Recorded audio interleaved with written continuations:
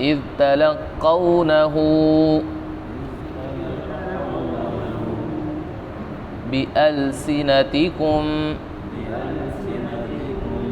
وتقولون بأفواهكم ما ليس لكم به علم وتحسبونه هينا وهو عند الله عظیم۔ آیت نمبر 15 ہے، اس کا ترجمہ آپ دیکھیں۔ اس کا ترجمہ بھی آسان ہے، 2-3 الفاظ ہیں جو نئے ہیں، باقی انشاءاللہ آسان ہی ہے۔ ان میں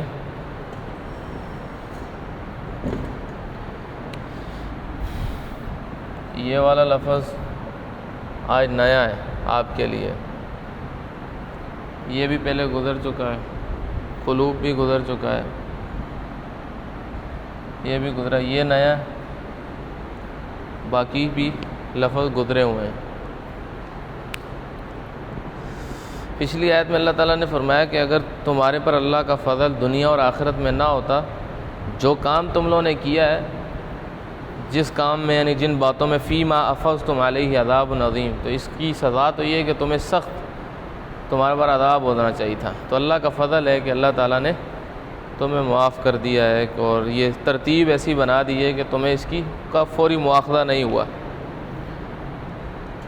آج کی آیت ہے کہ اذ تلقونہ بألسنتکم، اس کا ترجمہ لکھا ہے جب تم اپنی زبانوں سے اس بات کا ایک دوسرے سے ذکر کرتے تھے۔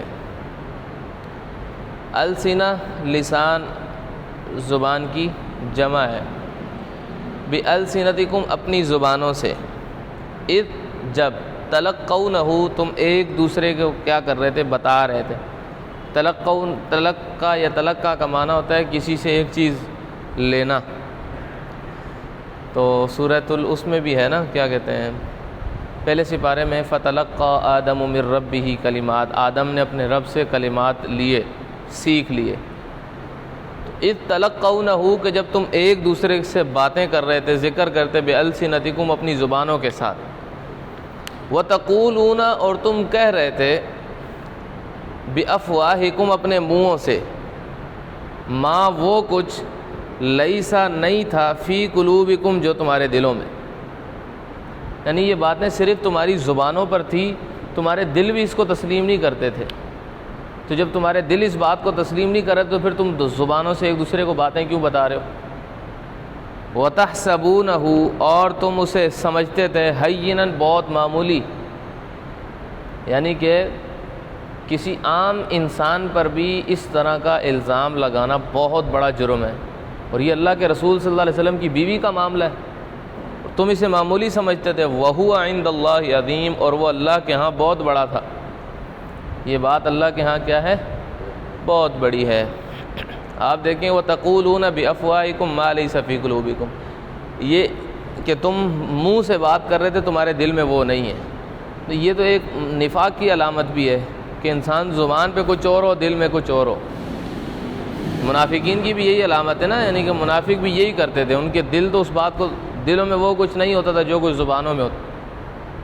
تو یہ بھی اللہ تعالیٰ نے کہا کہ بھئی تم زبانوں سے ایک دوسرے کے بارے میں بات کر رہے ہو، فلاں نے یہ کیا، فلاں نے یہ کیا، تو لہذا یہ باتیں بالکل ٹھیک نہیں۔ ما لیس فی قلوبکم جو تمہارے دلوں میں نہیں، وتحسبونہ ہینا اور تم اس کو بہت معمولی سمجھ رہے تھے۔ پھر اگلی بات یہ، چلو ایک دوسرے سے تم نے باتیں کی ہیں، تم اس کی معذرت کرو گے، تم ایک دوسرے کے ساتھ معافی تلافی کرو گے، نہیں، تم نے تو اس کو بہت معمولی سمجھ لیا۔ وہ بات اللہ کے ہاں بہت بڑی ہے۔ بات بڑی اسی لیے ہے کہ بھائی ایک تو وہ عام انسان کے اوپر اس طرح کا الزام لگانا یہ بہت بڑی بات ہے، اور پھر اللہ کے رسول صلی اللہ علیہ وسلم کے گھرانے کا مسئلہ تھا۔ اس میں امام رازی رحمہ اللہ نے کہا کہ ان لوگوں کے 3 طرح کے گناہ ہو گئے۔ ایک تو دیکھو اذ تلقونہ بألسنتکم، ایک یہ بات ہو گئی ایک یہ والی بات ہو گئی اور ایک یہ بات ہو گئی. یہ 3 طرح کے ان کے گناہ. 3 طرح کیسے کہ استلقونہ بألسنتکم. پہلا گناہ تو ان کا یہ ہے کہ جب تم آپس میں ایک دوسرے سے بات کر رہے ہیں, جب تمہیں کوئی بات بتا رہا ہے تو تم آگے سے اس کا رد نہیں کر رہے. پہلا گناہ تو تمہارا یہ ہے کہ بھئی جب تمہارے سامنے کوئی کسی کے بارے میں بات کرے, بھئی فلاں فلاں نے یہ حرکت کی ہے, تو بھئی تم اس کا فوری انکار کر دو تو تم اس سے بری ہو جاؤ گے. پہلا گناہ تمہارا یہ. دوسرا ہے کہ وَتَقُولُونَ بِأَفْوَاهِكُم مَّا لَيْسَ فِي قُلُوبِكُم. تمہارے دل بھی اس بات کو تسلیم نہیں کر سکتے. تمہاری زبانوں پہ بات تو آ گئی. اللہ کے رسول صلی اللہ علیہ وسلم کے گھر میں یہ معاملہ ہو سکتا ہے بھلا, پاک باز ہستیاں, ان کے گھر میں اس طرح کا معاملہ ہوگا. تمہارے دل بھی اس چیز کو تسلیم نہیں تھے کرتے, لیکن تم منہ سے باتیں کر رہے تھے. تو بھئی جب دل تسلیم نہیں کرتے تو زبان پہ باتیں کیوں لائیں؟ اور پھر اگلی بات یہ ہے کہ وَتَحْسَبُونَهُ هَيِّنًا. پھر تم اس کو بہت معمولی بھی سمجھ رہے تھے, یعنی کہ جس کے دل میں آیا وہ زبانی اس طرح کے باتیں پھیلائی جا رہی ہیں مدینہ میں. تو یہ اللہ رب العالمین کو بہت ناپسند تھی بات. وَهُوَ عِندَ اللَّهِ عَظِيمٌ. وہ اللہ کے ہاں کیا ہے, بہت زیادہ بڑی بات تھی. اس کے اندر جو لفظی تفصیل ہے, اس میں اگر کوئی لفظ سمجھ نہیں آیا یا مفہوم کسی بھائی کو کوئی سمجھ نہیں آیا تو وہ پوچھ لے. تلقّا یا تلقّا کا معنی میں نے آپ کو بتا دیا, یعنی کہ ایک دوسرے سے کوئی چیز لینا. تو یہ باتیں بھی لی جاتی ہیں, یعنی کوئی بتا رہا ہے مجھے تو میں اس کی بات, اس کے الفاظ لے رہا ہوں. السنتن, لسان ان کی جمع ہے, زبان, یعنی کہ زبان سے ایک دوسرے کے تذکرے کر رہے تھے. تقولون, قال یقول, تو کہنا. بافواہکم, یعنی کہ یہ کہ تم اپنے منہوں سے بات کر رہے تھے. ما وہ لیس فی قلوبکم, جو تمہارے دلوں میں نہیں تھا. قلب کی جمع قلوب. تحسبون, تم اس کو سمجھتے تھے حینا, معمولی.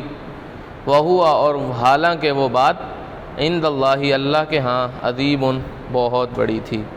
تو اس کا مطلب ایک تو یہاں سے یہ بات بھی سمجھ آئی کہ وَتَقُولُونَ بِأَفْوَاهِكُم مَّا لَيْسَ فِي قُلُوبِكُم, یعنی کہ جس بات کا تمہیں علم نہیں ہے اس بات کو بیان بھی نہیں کرنا چاہیے جب تک تمہیں اس کا کیا نہ ہو جائے, علم نہ. جب تک آپ کو دل میں اس بات کی تسلی نہیں ہے, دلی طور پر آپ اس بات پہ مطمئن نہیں ہیں, تو آپ وہ بات آگے بھی نہیں بیان کر سکتے.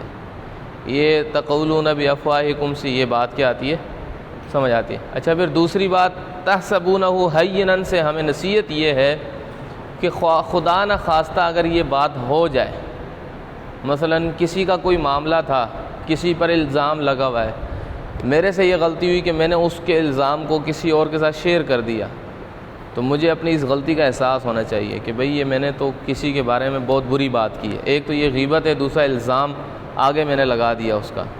تو اس کو معمولی نہیں سمجھنا چاہیے, اس کو بڑی بات سمجھنی چاہیے اور اللہ تعالیٰ سے اس کی معافی مانگنی چاہیے. اللہ تعالیٰ ضرور انشاءاللہ کیا کر دیں گے, معاف کر دیں گے. غلطی ہر انسان سے ہو جاتی ہے, تو اللہ رب العالمین اس کی تلافی ضرور فرما دیں گے. کسی بھائی کا کوئی سوال ہے تو وہ کر لیں.